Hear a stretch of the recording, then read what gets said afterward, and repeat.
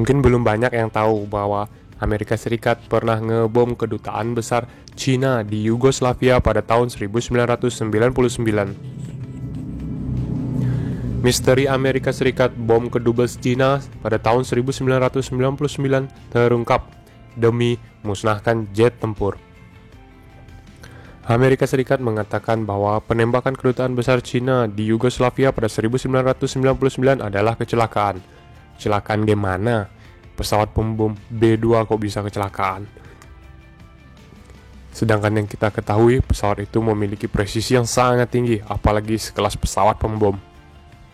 Mungkin pada tahun segitu banyak mereka yang percaya, tapi untuk sekarang rasanya tidak mungkin.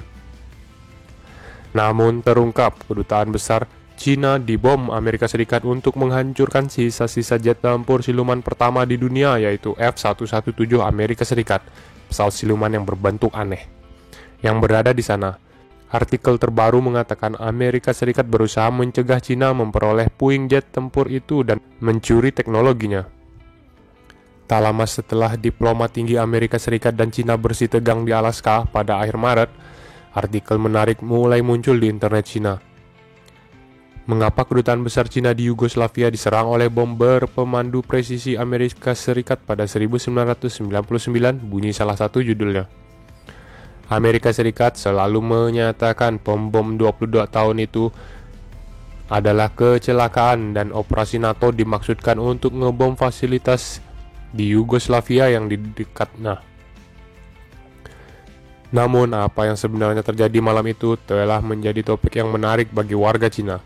Bahwa informasi seperti itu keluar sekarang adalah fenomena yang aneh. Hampir seolah-olah seseorang dengan sengaja mencoba mengungkap rahasia di balik kejadian itu. Tulis Kazuji Nakazawa di Nikkei Asia. Pada Mei 1999, kedutaan besar Cina diserang oleh 5 bom berpemandu presisi yang diluncurkan dari pembom siluman B-2. 3 warga negara Cina tewas dan lebih dari 20 terluka. Insiden itu memicu protes anti-Amerika Serikat besar-besaran di Beijing. Meskipun ada permintaan maaf dari Presiden Bill Clinton saat itu, pemerintah Cina selalu menyatakan bahwa itu tidak mungkin salah tembak dan bahwa militer Amerika Serikat dengan sengaja membom kedutaan Cina. Namun pihak Cina tidak pernah memberikan bukti untuk mendukung bahwa itu adalah serangan Amerika Serikat yang direncanakan. Artikel-artikel yang baru-baru ini muncul menggali langsung ke dalam masalah ini. Alasan sebenarnya kedutaan Cina menjadi sasaran adalah keberadaan puing-puing pesawat tempur siluman Amerika Serikat di kedutaan itu. Catat artikel tersebut. Lebih dari sebulan sebelum pengeboman kedutaan, sebuah pesawat tempur siluman F-117 Nighthawk Amerika Serikat yang dikirim selama konflik Kosovo ditembak jatuh oleh rudal darat ke udara buatan Rusia yang ditembakkan oleh militer Yugoslavia yang dipimpin di Serbia. Puing-puing itu berserakan di atas lahan pertanian dan beberapa bagian kemudian dipajang di Museum Udara Beograd. Tetapi agen-agen Cina juga melintasi daerah itu, membeli bagian-bagian pesawat dari petani lokal. Menurut Laksamana Davor Damezet Loso, yang saat itu menjadi kepala staf militer di negara tetangga Kroasia, kepada The Associated Press pada 2011,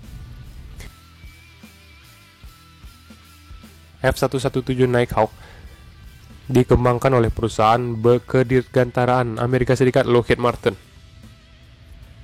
Dengan penelitian yang dimulai pada 1970-an, teknologi F-117 pada saat kecelakaan tidak lagi menjadi ujung tombak, namun puing-puing itu tetap berharga sebagai bahan penelitian dan fokus perhatian negara-negara saingan.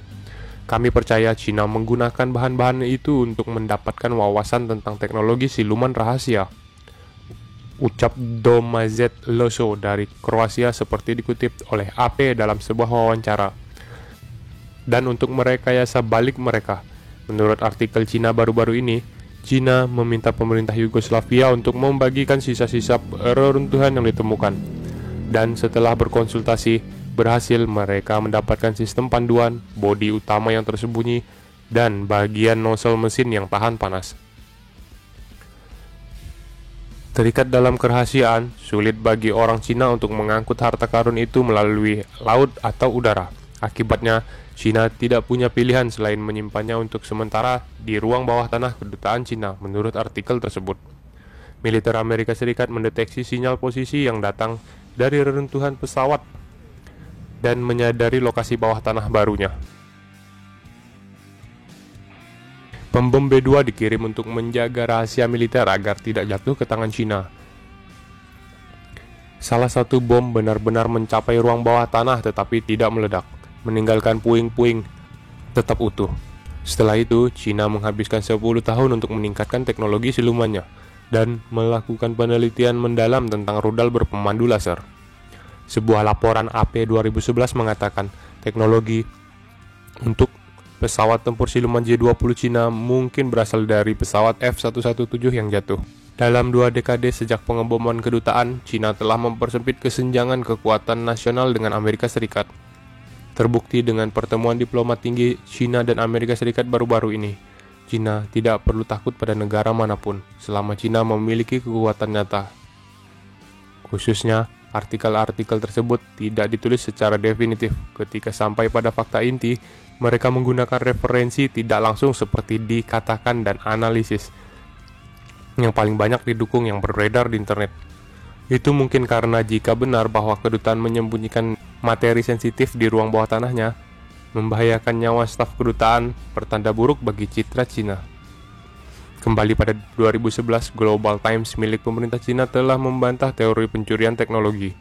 Dengan demikian, sulit untuk menentukan bagian mana dari artikel tersebut yang benar dan mana yang spekulatif. Terlalu dini untuk mengatakan bahwa artikel-artikel itu mengungkapkan kebenaran tentang insiden 1999. Namun perubahan sikap Cina patut dicatat. Di Cina, opini yang diungkapkan secara online berada di bawah pengawasan dan kontrol yang ketat. Pihak Cina dapat menghapus postingan online apapun yang mereka anggap tidak nyaman. Namun artikel-artikel yang dimaksud tidak dikenakan penghapusan kecuali beberapa bagian. Wajar untuk berpikir bahwa mereka telah menerima persetujuan diam-diam dari otoritas Cina. Lalu mengapa otoritas Cina memberi lampu hijau? Pertama-tama, catat Kazuji Nakazawa. Kebanyakan orang Cina percaya bahwa pengeboman kedutaan itu disengaja. Melemparkan bukti ke dalam argumen itu lebih jauh menyoroti dosa masa lalu Amerika Serikat dan menyatukan rakyat Cina untuk mendukung pemerintah Cina seiring hubungan memburuk kedua. Pihak berwenang Cina tampaknya menyoroti kemajuan eksponensial dalam teknologi militernya sejak penghinaan di Beograd. Kedua hasil tersebut membuat artikel-artikel tersebut menjadi konten yang sesuai. Menjelang peringatan 100 tahun berdirinya Partai Komunis pada 1 Juli, selama demonstrasi anti-Amerika Serikat 1999, mahasiswa Cina memegang spanduk dengan slogan-slogan seperti "Jangan meremehkan orang Tionghoa" dan "Cina akan menjadi negara terkuat di dunia suatu saat nanti."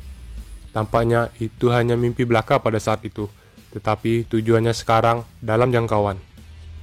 Dalam perkembangan yang berkaitan erat, Presiden Cina Xi Jinping pada Jumat menyampaikan pidato kepada para ilmuwan dalam negeri terkemuka di Aula Besar Rakyat Beijing. Xi menekankan perlunya membangun Cina menjadi pemimpin dalam ilmu pengetahuan dan teknologi, serta mencapai kemandirian dan penguatan teknologi sains. Bagi Cina, teknologi militer merupakan inti dari bidang sains dan teknologi. Di tengah kekhawatiran tentang kemungkinan gangguan rantai pasokan di sektor teknologi karena konfrontasinya dengan Amerika Serikat, Cina menuntut pengembangan independen produk teknologi yang dapat membantunya menuju supremasi teknologi. Dalam rencana jangka panjangnya hingga 2035, Cina berupaya mengejar ketinggalan dari Amerika Serikat secara militer maupun ekonomi. 1 hari setelah pidato Xi, program berita malam utama China Central Television yang dikelola pemerintah menunjukkan cuplikan pesawat tempur siluman J-20 terbang dalam formasi, sementara para pembaca berita membahas seruan Xi untuk kemandirian dan penguatan diri dalam sains dan teknologi. CCTV menggambarkan J-20 sebagai sumber kebanggaan nasional. Hari itu, Menteri Luar Negeri Serbia Nikola Selakovic bertemu dengan Menteri Luar Negeri Cina Wang Yi di Guiyang, ibu kota provinsi Guizhou, Cina. Tampaknya terlalu banyak kebetulan.